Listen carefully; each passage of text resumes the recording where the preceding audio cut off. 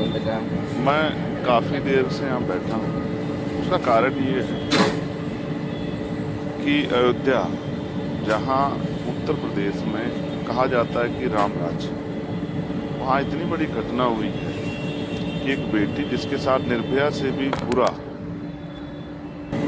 मैं आज याद करता हूँ दिल्ली में जब निर्भया के साथ ये हुआ, तब भी हम निःशब्द थे और आज भी हम निःशब्द थे। उसकी टांग तोड़ दी गई, उसकी आंख फोड़ दी गई, उसको 3 दिन तक वो गायब रही, पुलिस तमाशा देखती रही, क्योंकि किसी नेता की, किसी अभिनेता की, किसी मंत्री की, किसी पूंजीपति की, किसी उद्योगपति की बेटी नहीं थी, गरीब की बेटी थी।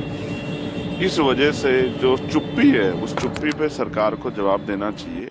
वो जिस दशा में मिली थी, खून से लथपथ, अभी तक पुलिस के हाथ खाली है। 3 दिन तक उसकी सर्च नहीं किया गया, क्योंकि वो बेटी दलित की थी, वो बेटी अयोध्या की थी। तो मैं सरकार से पूछने का काम कर रहा हूँ। और इवन प्रधानमंत्री जी, मुझे याद है, वो कहते थे कि दलितों को मत मारो, मुझे मार लो। बेटी तो बेटी होती है। आज क्यों चुप्पी है? क्या उस बेटी की अस्मिता का जवाब नहीं देगी सरकार? मैं यहाँ इसलिए हूँ क्योंकि बाबा साहब अम्बेडकर ने कहा था कि मैं किसी भी देश की तरक्की उस देश में रहने वाली महिलाओं की तरक्की से मापता हूँ। आज मैं सह नहीं पा रहा हूँ, क्योंकि चारों तरफ सन्नाटा है। क्यों है? जाति व्यवस्था की देन है, या मीडिया सरकारों के खिलाफ आवाज भी उठनी चाहिए? बहुत सारे सवाल है, उनको लेकर मैं बाबा साहब अम्बेडकर की शरण में हूँ। क्योंकि जब जब मैं कमजोर पड़ता हूँ, जब मैं दुखी होता हूँ, तो उन्हीं की शरण में जाता हूँ कि वो मुझे मेरे जो अधिकार हैं, मेरे कर्तव्य हैं, उनको पूर्ण रूप से निर्वहन करने की शक्ति दें कि मैं उनका सही प्रयोग कर सकूं। और जो शपथ मैंने पार्लियामेंट में ली थी कि मैं सभी के लिए, महिला हो, पुरुष हो, देश के हर नागरिक के हक की आवाज उठाने का काम करूंगा, मैं उसी जिम्मेदारी को निभा रहा हूँ।